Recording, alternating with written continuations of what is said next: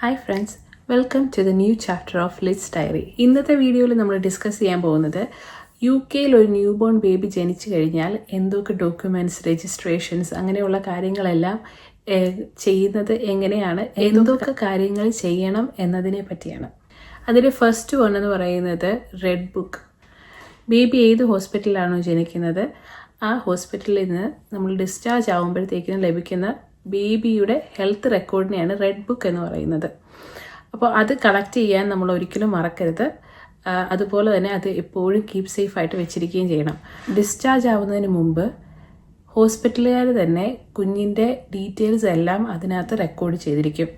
കുഞ്ഞിൻ്റെ weight, head to toe assessment ചെയ്തതിൻ്റെ record, അങ്ങനെയുള്ള എല്ലാ കാര്യങ്ങളും ആ റെഡ് ബുക്കിലുണ്ടായിരിക്കും.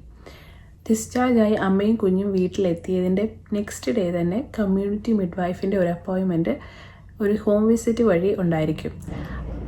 അതിലവർ കുഞ്ഞിൻ്റെ അസസ്മെൻറ്റ് അന്നത്തെ ദിവസം കംപ്ലീറ്റ് ചെയ്യും. പിന്നീട് 5th ഡേയിൽ കുഞ്ഞിൻ്റെ ഒരു വെയിറ്റ് ചെക്കിങ് എഗെയിൻ ഉണ്ടായിരിക്കും. അതും ഈ റെഡ് ബുക്കിലാണ് അവർ റെക്കോർഡ് ചെയ്യുന്നത്. സോ ഇങ്ങനെയുള്ള ഇമ്പോർട്ടൻ്റ് ആയിട്ടുള്ള കാര്യങ്ങളെല്ലാം റെക്കോർഡ് ചെയ്യുന്ന ഒരു ബുക്കാണ് റെഡ് ബുക്ക്. അതുകൊണ്ട് തന്നെ നമ്മൾ അത് എപ്പോഴും സൂക്ഷിച്ചു വെച്ചിരിക്കണം. സെക്കൻഡ് ഇമ്പോർട്ടൻ്റ് കാര്യമാണ് ബർത്ത് രജിസ്ട്രേഷൻ. കുഞ്ഞ് ജനിച്ച് വിത്തിൻ 40 days നമ്മൾ ബർത്ത് രജിസ്റ്റർ ചെയ്തിരിക്കണം. അല്ല എങ്കിൽ £1000 വരെ നമുക്ക് പിഴ ലഭിക്കാൻ സാധ്യതയുണ്ട്. കുഞ്ഞ് ഏത് ഹോസ്പിറ്റലിലാണ് ജനിച്ചത് അതിൻ്റെ അണ്ടറിൽ വരുന്ന കൗൺസിലിൽ വേണം നമ്മൾ രജിസ്റ്റർ ചെയ്യാനായിട്ട്. ബർത്ത് രജിസ്ട്രേഷന് വേണ്ടിയിട്ട് ബേബിയോ അമ്മയോ പോകണമെന്ന് നിർബന്ധമില്ല.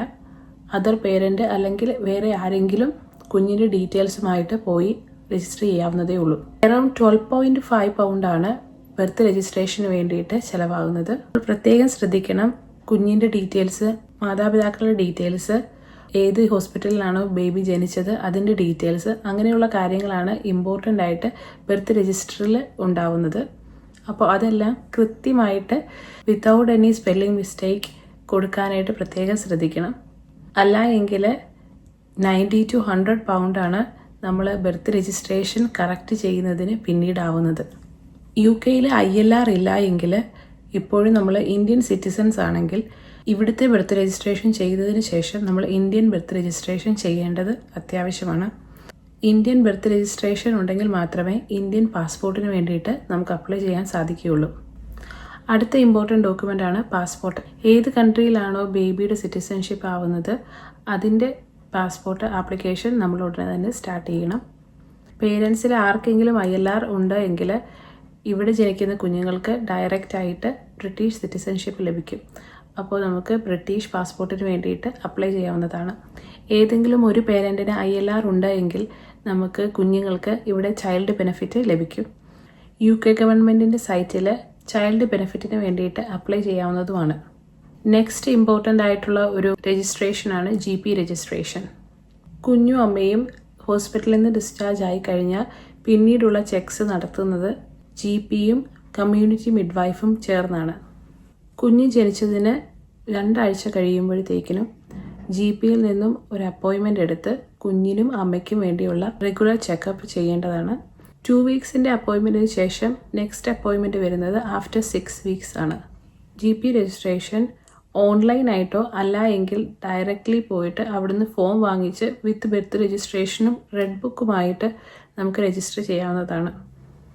അപ്പോൾ ഇതൊക്കെയാണ് നമ്മൾ ഇമ്പോർട്ടൻ്റ് ആയിട്ട് UK-യിൽ ഒരു കുഞ്ഞ് ജനിച്ചാൽ ചെയ്യേണ്ട കാര്യങ്ങൾ. ഇനി അഥവാ ബേബി വേറൊരു കൺട്രിയിലാണ് ജനിച്ചത് എന്നിട്ട് UK-യിലേക്ക് വരികയാണെങ്കിലും ഈ കാര്യങ്ങളെല്ലാം വളരെ ഇമ്പോർട്ടൻ്റ് ആയിട്ടുള്ളതാണ്. റെഡ് ബുക്ക് GPയിൽ നിന്ന് നമുക്ക് കളക്ട് ചെയ്യാം. GP രജിസ്ട്രേഷൻ നമ്മൾ ചെയ്യേണ്ടതാണ്. GP രജിസ്റ്റർ ചെയ്യുമ്പോഴത്തേക്കിനും മറ്റൊരു കൺട്രിയിലാണ് കുഞ്ഞിൻ്റെ ഇമ്മ്യൂണൈസേഷൻസ് എടുത്തിട്ടുള്ളതെങ്കിൽ അവിടെ നിന്നുള്ള റെക്കോർഡ്സ് കൊണ്ടുവന്ന് ഇവിടെ സബ്മിറ്റ് ചെയ്താൽ അവരിവിടെ റെക്കോർഡ് ചെയ്യുന്നതായിരിക്കും. അതിൻ്റെ ബാക്കിയുള്ള ഇമ്മ്യൂണൈസേഷൻ കുഞ്ഞിന് ഇവിടെ നിന്ന് ലഭിക്കുകയും ചെയ്യും. അപ്പോൾ ഈ ഇൻഫർമേഷൻ എല്ലാം നിങ്ങൾക്ക് യൂസ്ഫുൾ ആയി എന്ന് വിശ്വസിക്കുന്നു. എന്തെങ്കിലും ഡൗട്ട് ഇതിനെപ്പറ്റി ഉണ്ടെങ്കിൽ കമൻറ്റ് സെക്ഷനിൽ അറിയിക്കുക. എനിക്കറിയാവുന്നതാണെങ്കിൽ ഞാൻ അതിന് റിപ്ലൈ തരുന്നതായിരിക്കും. അപ്പോൾ മറ്റൊരു വീഡിയോ ആയിട്ട് നമ്മൾ വീണ്ടും കാണുന്നത് വരെ ബൈ.